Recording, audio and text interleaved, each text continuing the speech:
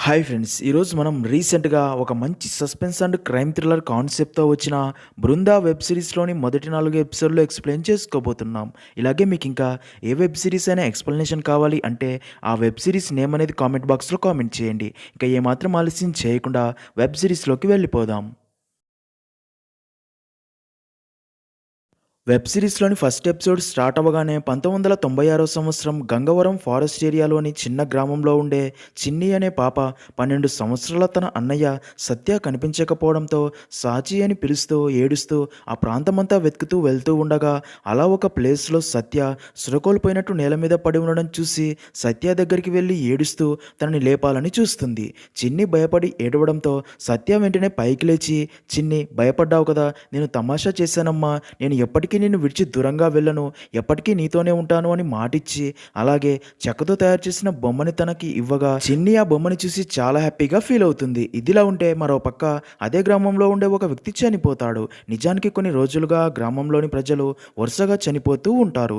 దాంతో ఆ ఊరి వాళ్ళు భయపడిపోతూ అక్కడే ఉండే పూజారిని "ఊర్లో ఇంకా ఇలా ఎంతమంది చావాలి స్వామి, అసలు ఇలా ఎందుకు జరుగుతుందని" అడగ్గా దానికి ఆ పూజారి ఆ చనిపోయిన వ్యక్తి కళ్ళు చూసి "ఈ ఊరి దేవతకి కోపం వచ్చింది, అందుకే ఈ మరణాలు, దేవత ఈ ఊరు వదిలి వెళ్ళిపోయింది అని, దేవతని తిరిగి ఊర్లోకి తీసుకురాగలిగితే ఊర్లో ఈ మరణాలు ఆగుతాయని, అలా దేవత ఊర్లోకి తిరిగి రావాలి అంటే దేవత బలి కోరుకుంటుంది" అని చెప్పగా దేవతకి నరబలి ఇవ్వడానికి ఊరి వాళ్ళందరూ ఒప్పుకోవడంతో పూజారి ఏవేవో పూజలు చేసి దేవతకి బలి ఇవ్వడానికి అక్కడే ఉన్న చిన్నిని చూపిస్తాడు. అది విన్న చిన్ని అమ్మ శాంతమ్మ అన్న సత్య ఏడుస్తూ చిన్నికి బదులుగా మమ్మల్ని బలి ఇవ్వమని అక్కడి వారందరినీ వేడుకుంటూ ఏడుస్తారు. కానీ అక్కడి వారందరూ అదే రోజు రాత్రికే చిన్నిని బలి ఇవ్వడానికి నిర్ణయిస్తారు.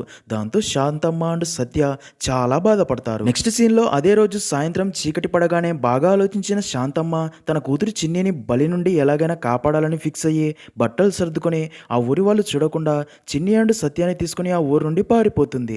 అయితే అప్పటికే శాంతమ్మ ఇంటి చుట్టూ ఉన్న ఊరి వాళ్ళు శాంతమ్మ పారిపోవడం చూసి పట్టుకునేందుకు తన వెంట పడతారు.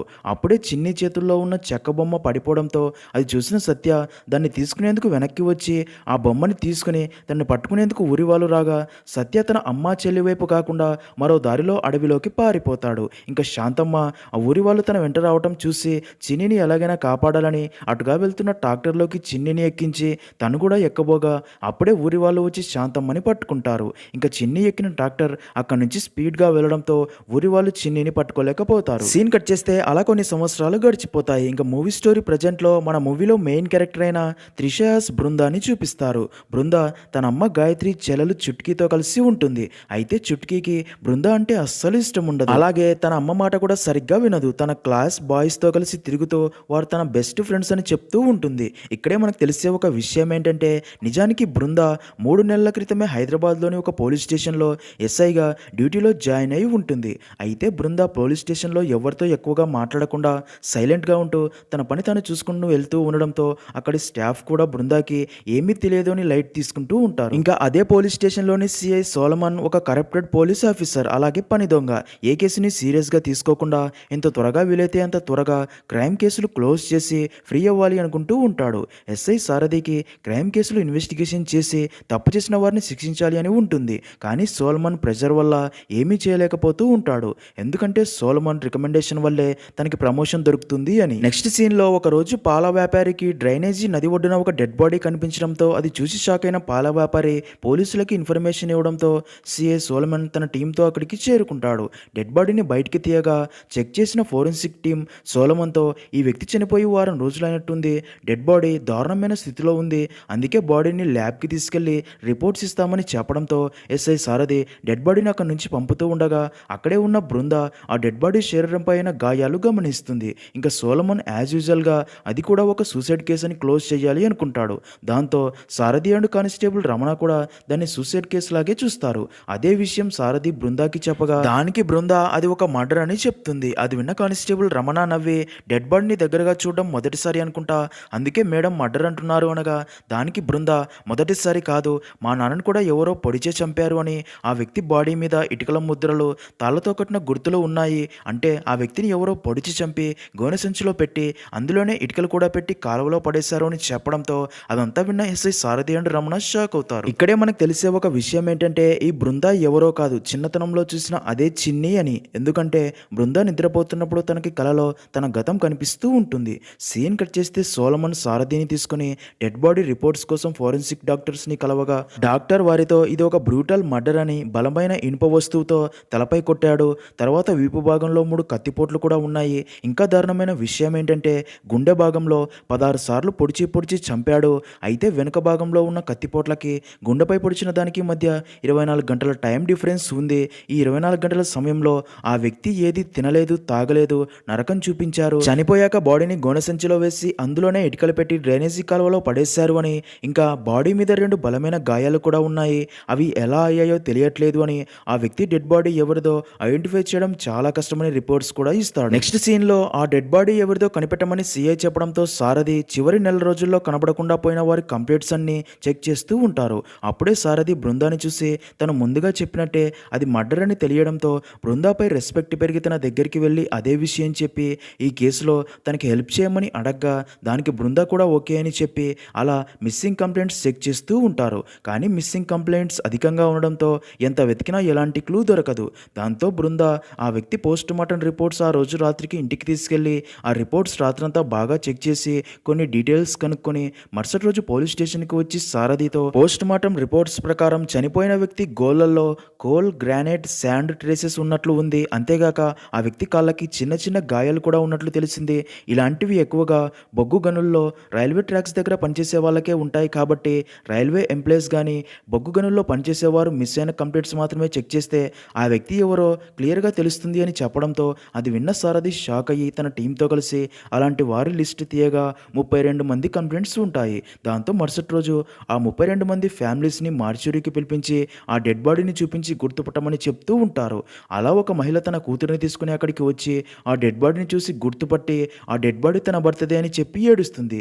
నిజానికి ఆ వ్యక్తి పేరు తిలక్. తను రైల్వేలో జాబ్ చేస్తూ ఉంటాడు. వారిది ఒక మిడిల్ క్లాస్ ఫ్యామిలీ అని, నెల రోజులుగా కనిపించకుండా పోయాడని చెప్తుంది. అయితే సిఐ సోలమన్ మాత్రం యాజ్ యూజువల్గా ఈ కేసును కూడా ఇన్వెస్టిగేషన్ చేయకుండా కేసు క్లోజ్ చేస్తే ఏ టెన్షన్ ఉండదు అని సారథి అండ్ బృందాతో చెప్తాడు. అది విన్న సారథి అండ్ బృందా అది మర్డర్ అని తెలిసినా కేసు క్లోజ్ చేయమడంతో ఫీల్ అవుతారు. అయితే బాగా ఆలోచించిన బృందా అదే రోజు రాత్రి ఒంటరిగా ఆ డెడ్ బాడీ దొరికిన ప్లేస్కి వెళ్ళి క్లూస్ కోసం వెతుకుతూ ఉండగా అక్కడే తనకి ఒక పెద్ద పక్షి ఈక దొరుకుతుంది. దాన్ని చూసిన బృందా ఆ పక్షి ఈక గురించి గూగుల్లో చూడగా అది ఒక ప్రత్యేకమైన క్యాథెరస్ టామో అనే పక్షిది అని, అది ఎక్కువగా ఇండోనేషియాలో మాత్రమే ఉంటుంది అని, దీన్ని కిల్లర్ బర్డ్ అని కూడా అంటారు అని, ఇది మైగ్రేషన్ కోసం ప్రతి సంవత్సరం ఇండోనేషియా నుండి హిమాలయాస్కి వచ్చి వెళ్తూ ఉంటుందని తెలుస్తుంది. ఇదిలా ఉంటే మరో పక్క ఒక వ్యక్తి ఒక సీక్రెట్ ప్లేస్లో ఇదే పక్షిని పెంచుతున్నట్లు దాన్ని జాజీ అని పిలుస్తూ దానికి మాంసం ముక్కలు తినిపిస్తూ ఉంటాడు. ఇక్కడే ట్విస్ట్ ఏంటంటే ఈ వ్యక్తి దగ్గర చిన్నికి తన అన్న సత్య ఇచ్చిన చెక్క బొమ్మ ఉన్నట్లు చూపిస్తారు. అంటే ఇతనే చిన్ని అన్న సత్య అయ్యుండే ఛాన్స్ ఉంది. తను సత్యనా కాదా అనేది స్టోరీ ముందుకు వెళ్లే కొద్దీ తెలుస్తుంది. అయితే ఇక్కడే స్టోరీ ఫ్లాష్ బ్యాక్ లోకి వెళ్తుంది. శాంతమ్మ చిన్నిని ట్రాక్టర్ ఎక్కి పంపించడంతో ఊరివారు శాంతమ్మని పట్టుకొని బాగా కొట్టి ఆ గ్రామక దేవత గుడి దగ్గరికి తీసుకొచ్చి పడేసి పూజారికి విషయం చెప్పగా దానికి పూజారి ఈ శాంతమ్మ పాపం చేసింది, ఇప్పుడు గనక దేవతకి బలి ఇవ్వకపోతే తన కోపానికి ఊరు మొత్తం నాశనం అవుతుంది అని చెప్పడంతో అది విన్న ఆ ఊరిలోని ఒక వ్యక్తి ఊరు నాశనం కావద్దు అని తన 6 సంవత్సరాల కూతురుని చిన్నికి బదులుగా బలి ఇవ్వమని ముందుకు వచ్చి ఆ పాప ఏడుస్తున్నా సరే తనని చెట్టుకు కట్టేసి పూజలు చేస్తూ బ్రతికి ఉండగానే ఆ పాపని తగలబెట్టేస్తారు. ఇంకా అదే టైంకే తన అమ్మ చెల్లెల్ని వెతుకుతున్న సత్య అక్కడికి రాగా తన ముందే శాంతమ్మ గొంతు కోసి చంపేస్తారు. అదంతా చూసిన సత్య గుండెలు పగిలేలా ఏడుస్తాడు. అయితే సత్య తగలబడిపోతుంది తన చెల్లెలు చిన్నిని అనుకుంటాడు. అలా ఊరి వాళ్ళందరూ అక్కడి నుంచి వెళ్ళిపోగా తన అమ్మ చెల్లెల్ని చంపిన ఊరి వాళ్ళు బ్రతికి ఉండకూడదు అనే కోపంతో తన మెడలో ఉన్న దేవత తాయితు తీసి పడేసి ఊరు మొత్తం తగలబెట్టి ఊర్లోని అందరూ చనిపోయేలా చేసి ఉంటాడు. ఇంకా స్టోరీ ప్రజెంట్ లో సారథి ఫ్యామిలీని చూపిస్తారు. సారథి లవ్ మ్యారేజ్ చేసుకుని ఉంటాడు. అయితే వారి పెళ్ళై 10 సంవత్సరాలైనా ఇప్పటికి కూడా వారికి పిల్లలై ఉండరు. అంతేకాక జాబ్లో కూడా ఎలాంటి ప్రమోషన్ కూడా వచ్చి ఉండదు. అందుకే సారథి అత్తయ్య పదే పదే అదే మాటలు అంటూ ఉంటుంది. దాంతో సారథి అండ్ తన భార్య కొంచెం ఫీల్ అవుతారు. ఇంకా సారథి పోలీస్ స్టేషన్కి రాగానే బృంద సారథికి ఆ పక్షి ఈక చూపించి ఇది తిలక్ డెడ్ బాడీ ఉన్న ప్లేస్లో దొరికింది అని, ఆ పక్షి గురించి అంతా చెప్పి ఆ పక్షి మనిషి మాంసం కూడా తింటుందని, దానివల్ల అయ్యే గాయాలు చూపించి తిలక్ బాడీ మీద ఉన్న 2 గాయాలు కూడా సేమ్ ఇవే అని ఫొటోస్ చూపించి ఒక్కసారి ఈ పక్షి యాంగిల్లో ఇన్వెస్టిగేషన్ చేద్దామనగా అదంతా విన్న సారథి అయినా కానీ ఈ కేసును వదిలేయండి అని చెప్తాడు. ఎందుకంటే తను సోలమన్కి అగైనిస్ట్గా వెళ్ళలేడు కాబట్టి. కానీ బృందా మాత్రం ఒంటరిగానే తిలక్ ఇంటికి వెళ్ళి ఇన్ఫర్మేషన్ సేకరించి ఇన్వెస్టిగేషన్ చేస్తూ ఉంటుంది. ఇదిలా ఉంటే మరో పక్క చుట్కీ తన ఫ్రెండ్స్తో కలిసి సిగరెట్ తాగడం కూడా అలవాటు చేసుకుంటుంది.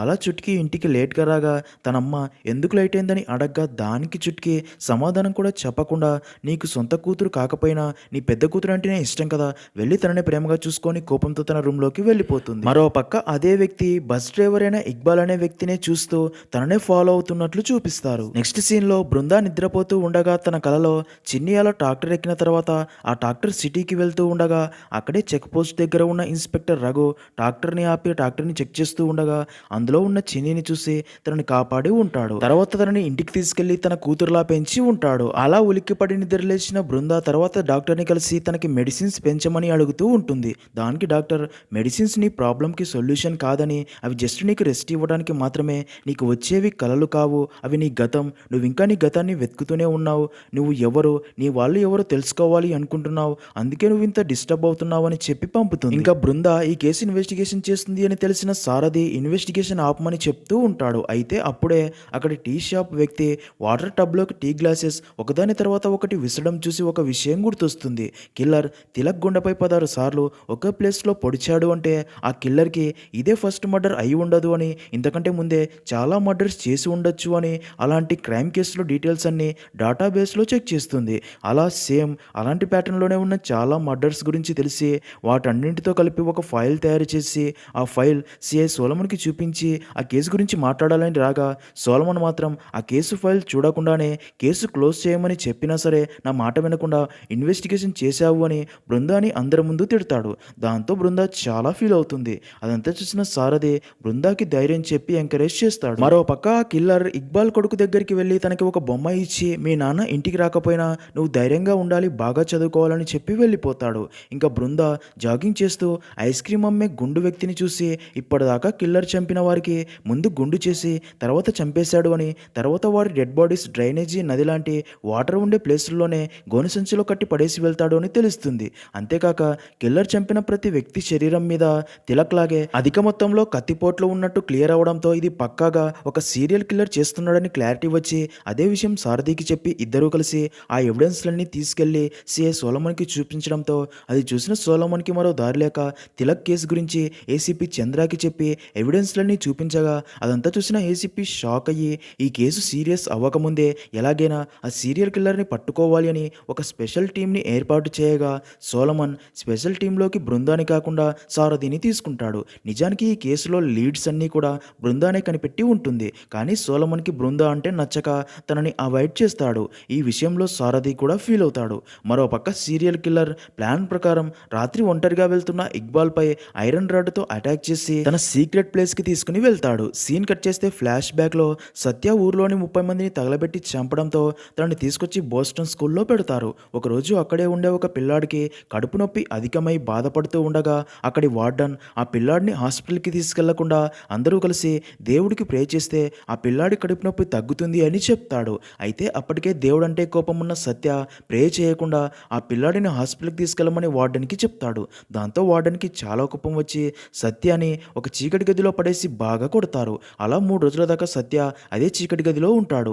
అలా గది నుండి బయటికి వచ్చాక కడుపు నొప్పితో ఆ పిల్లాడు ఆ రోజు చనిపోయాడని తెలిసి సత్య కోపంతో రగిలిపోతాడు. ఇక స్టోరీ ప్రజెంట్లో సీరియల్ కిల్లర్ ఇక్బాల్ని ఒక ప్లేస్కి తీసుకెళ్లి తన కాళ్ళు చేతులు కట్టేసి తనని చంపాలి అని తన దగ్గరికి రాగా ఇక్బాల్ తనని చంపకొని ఎంత రిక్వెస్ట్ చేసినా వినకుండా సేమ్ ప్యాటర్న్లో రాడ్డుతో తల మీద కొట్టి గుండు చేసి తర్వాత కత్తితో గుండె మీద పదే పదే పొడిచి చంపేస్తాడు. అప్పుడే తన దగ్గర ఉన్న కిల్లర్ బర్డ్ని ఇక్బాల్ దగ్గరికి పంపగా ఆ కిల్లర్ బర్డ్ తన బాడీని పొడుచుకు తింటుంది. మరో పక్క ఎస్ఐ సారథి ఏసీపీ దగ్గరికి వెళ్ళి సార్ నిజం చెప్పాలంటే తిలక్ కేసులో ఇన్ని లీడ్స్ కనిపెట్టింది కేవలం బృందా మాత్రమే అని, సోలమన్ సార్కి బృందా మేడం అంటే నచ్చదు, అందుకే ఈ నిజం మీ దగ్గర దాచాడని అంతా చెప్తాడు. విషయం అర్థమైన ఏసీపీ వెంటనే సోలమన్కి ఫోన్ చేసి సిట్ టీంలో సోలమన్ని తీసేసి బృందాని అపాయింట్ చేస్తున్నట్లు చెప్తాడు. దాంతో సారథి బృందాకి ఫోన్ చేసి అదే విషయం చెప్పడంతో బృందా కూడా చాలా హ్యాపీగా ఫీల్ అవుతుంది. నెక్స్ట్ సీన్లో అలా బృందా అండ్ సారథి తమ టీంతో కలిసి ఇదే విధంగా జరిగిన సీరియల్ కిల్లింగ్ కేసుల గురించి ఇన్వెస్టిగేషన్ స్టార్ట్ చేస్తారు.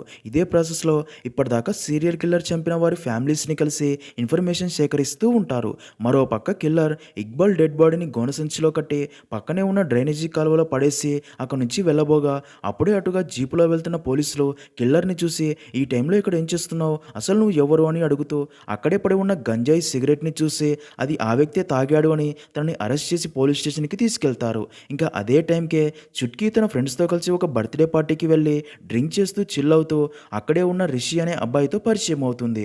అలా ఇద్దరు ఒకరికొకరు నచ్చి మరింత క్లోజ్ అవుతారు. సీన్ కట్ చేస్తే రాత్రి లేట్ అవడంతో సారథి బృందాని డిన్నర్ కోసం తన ఇంటికి తీసుకెళ్లి బృందాకి తన భార్యని పరిచయం చేసి అలా అందరూ కలిసి డిన్నర్ చేస్తూ ఉండగా అప్పుడే సారథి భార్య బృందాని తన ఫాదర్ గురించి అడుగుతుంది.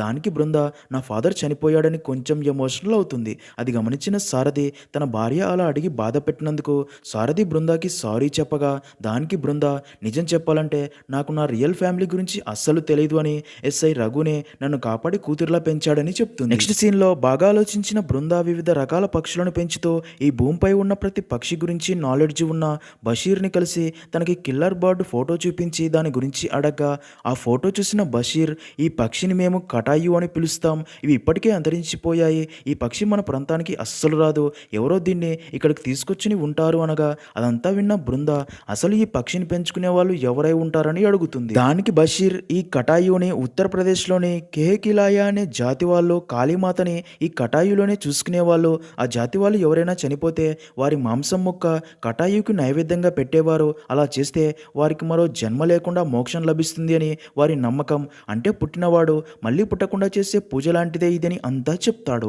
అదంతా విన్న బృందా కూడా కొంచెం షాక్ అయ్యి ఏసీపీ అండ్ సారథికి అదే విషయం చెప్పి 19th సెంచరీ తర్వాత ఆ జాతి వాళ్ళు కనిపించకుండా పోయారని, ఇప్పుడు ఆ జాతికి చెందిన వారు ఎవరూ లేరు అని తెలిసింది అని, ఇప్పుడు ఆ కిల్లర్ని పట్టుకోవాలి అంటే ప్రస్తుతం సిటీలో కొత్తగా రిజిస్టర్ అవుతున్న మిస్సింగ్ కేసులని ఫాలో చేస్తే ఒకవేళ కిల్లర్ నెక్స్ట్ టార్గెట్ వాళ్ళలోనే ఉంటే కిల్లర్ని పట్టుకునే ఛాన్స్ ఉంది అని చెప్పడంతో అదంతా విన్న ఏసీపీ దానికి ఓకే చెప్పడంతో బృందా సారథి తన టీంతో సిటీలో కొత్తగా రిజిస్టర్ అవుతున్న మిస్సింగ్ కేసుల గురించి ఇన్ఫర్మేషన్ సేకరిస్తూ ఉంటారు. ఇదే ప్రాసెస్లోనే బృందా ఇక్బాల్ భార్యని కలవగా 2 వారాల నుంచి ఇక్బాల్ కనబడటం లేదు అని తెలుస్తుంది. అది విన్న బృందాకి తనపై ఎలాంటి అనుమానం రాక అక్కడి నుంచి ఆటోలో వెళ్తూ ఉండగా ఆటో డ్రైవర్ బృందాతో ఇక్బాల్ చాలా మంచివాడు మేడం, ప్రతిరోజు ఆఫీస్ నుంచి మెయిన్ రోడ్డు నుంచి కాకుండా ఈ నిర్మానుష దారి గుండా వచ్చేవాడు అని చెప్పడంతో అది విన్న బృందాకి ఎందుకో డౌట్ వచ్చి ఆటోని ఆపి తనని అక్కడే ఉండమని చెప్పి బృందా ఒంటరిగా అదే దారి గుండా నడుచుకుంటూ ముందుకు వెళ్ళగా అక్కడ ఒక పాడుబడ్డ ఫ్యాక్టరీ కనిపించడంతో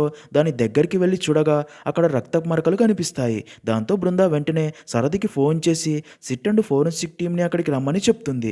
అలా అక్కడికి చేరుకున్న ఫోరెన్సిక్ టీం అక్కడి రక్తపు మరకలు చెక్ చేసి ఇక్కడ 2 రోజుల క్రితమే మర్డర్ జరిగి ఉంటుంది అని చెప్తారు. ఇంకా బృందా ఆ ప్లేస్ అంతా తిరిగి చూస్తూ ఉండగా అక్కడే తనకి ఒక ఏటీఎం స్లిప్ దొరుకుతుంది. దాని ద్వారా డీటెయిల్స్ చెక్ చేయగా అది ఫేమస్ ప్రొఫెసర్ అండ్ ఒక ఎన్జిఓకి ఓనర్ అయిన ఆనంద్ అనే వ్యక్తిది అని తెలుస్తుంది. బృందా అదే విషయం ఏసీపీకి చెప్పి ఆనంద్ని ఒకసారి ఇంటరాగేషన్ చేద్దామనగా దానికి ఏసీపీ ఒక ఏటీఎం స్లిప్ ద్వారా తనని ఇంటరాగేషన్ చేయడం కరెక్ట్ కాదు అంటాడు.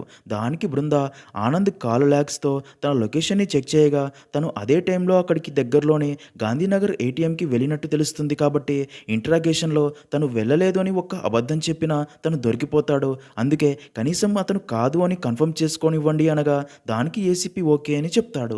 మరోపక్క పోలీసులు కిల్లర్ని పోలీస్ స్టేషన్కి తీసుకెళ్లి నీ పేరేంటని పదే పదే ఎన్నిసార్లు అడిగినా సరే కిల్లర్ ఎలాంటి సమాధానం చెప్పాడు. సీన్ కట్ చేస్తే Brinda and Sarathi Anand run చేస్తున్న ఫౌండేషన్ దగ్గరికి వెళ్ళి విషయం చెప్పి ఆనంద్ని పోలీస్ స్టేషన్కి తీసుకొచ్చి సారథి ఆనంద్ని ఇంటరాగేషన్ చేయడం స్టార్ట్ చేసి సారథి ఆనంద్ని జూన్ 13వ రోజు మీరు ఎక్కడ ఉన్నారో గుర్తు చేసుకుని చెప్పగలరా అని అడగ్గా దానికి ఆనంద్ నేను భారతీ యూనివర్సిటీలో గెస్ట్ ప్రొఫెసర్ని, ఉంటే కాలేజీలో ఉండి ఉంటాను లేదా నా ఫౌండేషన్లో ఉండి ఉంటాను అంటాడు. ఇక్కడే మనకు తెలిసే మరొక విషయం ఏంటంటే ఆనంద్ ఫాదర్ ఒక ఫేమస్ లాయర్. 8 సంవత్సరాల క్రితమే తన బాడీ ప్యారలైజ్ అయ్యి ఉండడంతో తన ఫాదర్ని ఆనందే చూసుకుంటూ ఉంటాడు. అప్పుడే సారథి ఆనంద్కి ఆ ఏటీఎం స్లిప్ చూపించి ఇది మీరు మీ అకౌంట్ నుంచి డబ్బు డ్రా చేసిన ఏటీఎం స్లిప్, ఆ రోజు ఏం జరిగిందని అడగ్గా దానికి ఆనంద్ అవును నేను ఆ రోజు ఫౌండేషన్లో ప్లంబింగ్ వర్క్ కోసం గాంధీనగర్లోని ఏటీఎంలో డబ్బు డ్రా చేశాను, తర్వాత మా ఫాదర్ని మా ఫౌండేషన్కి 1 కిలోమీటర్ల దూరంలో ఉన్న హాస్పిటల్కి చెకప్ కోసం తీసుకెళ్ళి 1 అవర్ తర్వాత తిరిగి వచ్చాను, అయినా ఇదంతా నన్ను ఎందుకు అడుగుతున్నారనగా దానికి సారథి ఇది మీరు గాంధీనగర్ ఏటీఎంలో డ్రా చేసిన డబ్బు తాలూకా స్లిప్, అయితే ఈ ఏటీఎం స్లిప్ 88 కిలోమీటర్ల దూరంలోని నందిగ్రామ్ అనే ఊర్లోని పాడుబడ్డ ఫ్యాక్టరీలో మర్డర్ స్పాట్లో దొరికింది అనగా అది విన్న ఆనంద్ షాక్ అయ్యి ఆ ఏటీఎం స్లిప్ అక్కడికి ఎలా వెళ్ళిందో నాకు తెలియదు, అయినా ఒక ఏటీఎం స్లిప్ పెట్టుకుని నన్ను మీరు నేరస్తుడు నేరస్తుడిలా ట్రీట్ చేయడం అస్సలు బాగోలేదు అని అక్కడి నుంచి వెళ్ళిపోతాడు. అయితే బృందాకి మాత్రం ఆనంద్ మీద కొంచెం డౌట్ ఉండి ఏసీపీ ఆనంద్ని ఇంకా డిస్టర్బ్ చేయకండి అని చెప్పినా సరే బృంద ఆనంద్ ప్రతిరోజు ఎక్కడెక్కడికి వెళ్తాడో ఎవరెవరిని కలుస్తాడో తెలుసుకోవాలని తనని ఫాలో అవుతూ ఉంటుంది. అలాగే ఆనంద్కి తెలియకుండా తన కారుకి జీపీఎస్ డివైస్ ని సెట్ చేస్తుంది. సీన్ కట్ చేస్తే ఎస్ఐ సారథి అదే కేసు గురించి ఆలోచిస్తూ ఉండగా అప్పుడే సారథికి ఆ కేసులో ఒక లింక్ దొరుకుతుంది. అదేంటంటే కిల్లర్ ఇప్పటిదాకా చంపిన ప్రతి ఒక్కడి డెడ్ బాడీని చంపిన వారి ఇంటికి దగ్గరలో ఉన్న నదిలోనే పడేశాడు. కాబట్టి ఇప్పుడు ఇక్బాల్ డెడ్ బాడీని కూడా నందిగ్రామ్ నదిలోనే పడేసి ఉండవచ్చు అని అర్థమయ్యి తన టీంతో పాటు అక్కడికి వెళ్ళి ఇక్బాల్ డెడ్ బాడీ కోసం నందిగ్రామ్ నదిలో వెతకడం స్టార్ట్ చేస్తాడు. మరో పక్క ఆనంద్ని 2 రోజులుగా ఫాలో అవుతున్నా సరే తనే కిల్లర్ అన్నట్టు ఒక క్లూ కూడా దొరకదు. దాంతో ఒకరోజు బృంద మళ్ళీ ఆనంద్ని కలిసి తన విషయాల గురించి అడిగి తెలుసుకుంటుంది. అయినా సరే ఆనంద్ మీద ఒక్కటి కూడా అనుమానం వచ్చేలా ఇన్ఫర్మేషన్ తెలియదు. దాంతో ఆనంద్కి తన జీవితంలో ప్రొఫెసర్ జాబ్ అండ్ తన ఫౌండేషన్ తప్ప ఇంకేవీ తెలియదని అర్థమవుతుంది. మరో పక్క కిల్లర్ని అరెస్ట్ చేసి ఉంచిన పోలీస్ స్టేషన్ ఇన్ఛార్జ్ అక్కడికి వచ్చి కిల్లర్ని చూసి విషయం కనుక్కొని తనకి కొంత డబ్బు ఇచ్చి అక్కడి నుంచి వెళ్ళిపోమంటాడు. కానీ కిల్లర్ దగ్గర చిల్లర డబ్బులు ఉండడంతో అవే వారికి ఇవ్వగా పోలీస్కి కోపం వచ్చి కిల్లర్ బ్యాగ్ తీసుకుని చెక్ చేయగా అందులో షేవింగ్ బ్లేడ్ అలాగే చిన్నికి ఇష్టమైన చెక్క బొమ్మ ఉంటుంది. పోలీస్ చెక్క బొమ్మని విరగ్గొట్టబోగా కిల్లర్ ఆ బొమ్మని తనకి ఇచ్చేయమని బొమ్మని చిన్ని చిన్ని అని పిలుస్తూ బాగా ఏడుస్తాడు. దాంతో అతని బాధని చూసిన పోలీస్ తను అమాయకుడు అనుకుని తన బొమ్మని తనకి ఇచ్చి పోలీస్ స్టేషన్ నుండి బయటికి పంపుతాడు. మరో పక్క బృంద తన ఫాదర్ గురించి ఆలోచిస్తూ ఉంటుంది. ఒకరోజు బృంద తన ఫాదర్ షర్ట్ నుంచి డబ్బు దొంగతనం చేసి అదే విషయం తన ఫాదర్కి చెప్పి అలా చేసినందుకు సారీ కూడా చెప్తుంది. దానికి తన ఫాదర్ ప్రతి మనిషిలో మంచి చెడు రెండూ ఉంటాయని మనం చనిపోయేలోపు ఎంత చెడైనా చేసి ఉండవచ్చు కానీ ఎంతో కొంత మంచి కూడా చేసి వెళ్ళాలి అని చెప్పి ఉంటాడు. తర్వాత ఒకరోజు ఎస్ఐ రఘు ఒక అమ్మాయిని రౌడీల నుంచి కాపాడడానికి వెళ్ళగా ఆ అమ్మాయిని కాపాడే ప్రాసెస్లోనే వాళ్ళు రఘుని చంపేసి ఉంటారు. ఇది తెలిసిన బృంద తన ఫాదర్ డెడ్ బాడీని చూసి బాగా ఏడుస్తుంది. ఇంకా స్టోరీ ప్రజెంట్ లో సారథి తన టీంతో కలిసి ఇక్బాల్ డెడ్ బాడీ కోసం వెతుకుతూ ఉండగా ఆ పక్క ఊరి వాళ్ళు వచ్చి విషయం తెలుసుకుని ఇది గంగమ్మ తల్లి చెరువు అని ఇందులో ఎలాంటి శవం ఉండదు అని గొడవ పడతారు. దాంతో వారికి సారథి అర్థమయ్యేలా నచ్చజెప్పి మళ్ళీ వెతకడం స్టార్ట్ చేస్తారు. మరో పక్క బృంద ఆనంద్తో పాటు తన ఇంటికి వెళ్ళి ఆనంద్ అండ్ తన ఫాదర్తో కలిసి డిన్నర్ చేస్తూ ఉండగా అప్పుడే ఆనంద్ ఫాదర్కి హెల్త్ ఇష్యూ రావడంతో ఆనంద్ ఫుల్గా భయపడి తనకి ఒక ఇంజెక్షన్ ఇవ్వగా కాసేపటికి ఆనంద్ ఫాదర్ నార్మల్ అవుతాడు. అదంతా చూసిన బృందాకి ఆనంద్కి తన ఫాదర్ మీద ఉన్న ప్రేమ చూసి తన మీద ఉన్న డౌట్స్ అన్ని పోయి అక్కడి నుంచి తిరిగి వచ్చేస్తుంది. సీన్ కట్ చేస్తే మరుసటి రోజు ఉదయం సారథి అండ్ టీంకి ఆ చెరువులో ఇక్బాల్ డెడ్ బాడీ దొరుకుతుంది. అప్పుడే బృందాకి ఒక కాల్ రాగా విషయం ఉన్న బృందా షాక్ అవుతుంది. ఇక్కడే రివీల్ అయ్యే మైండ్ బ్లాకే ట్విస్ట్ ఏంటంటే ఆ కిల్లర్ ఆనంద్ ఫాదర్ కూడా చంపేసి ఉంటాడు. అలా బృందా అక్కడికి చేరుకొని ఆనంద్ ఫాదర్ డెడ్ బాడీని చూసి షాక్ లో ఉండిపోతుంది. ఇంకా ఆనంద్ తన ఫాదర్ ని ఎవరు చంపారో అర్థం కాక తన ఫాదర్ డెడ్ బాడీని చూసి బాగా ఏడుస్తాడు. అసలు కిల్లర్ టార్గెట్ చేసి వారిని ఎందుకు చంపుతున్నాడో, ఈ కిల్లర్ నిజంగానే చంపుతున్నాడా లేక తన వెనకాల ఎవరైనా ఉన్నారా, కిల్లర్కి బృందాకి లింక్ నిజంగానే ఉందా తెలియాల్సి ఉంది. అలా అక్కడితో 4th ఎపిసోడ్ ఎండ్ అవుతుంది. మిగిలిన 4 ఎపిసోడ్లకి సంబంధించిన వీడియో కూడా రేపే అప్లోడ్ చేస్తాను, తప్పకుండా చూసేయండి.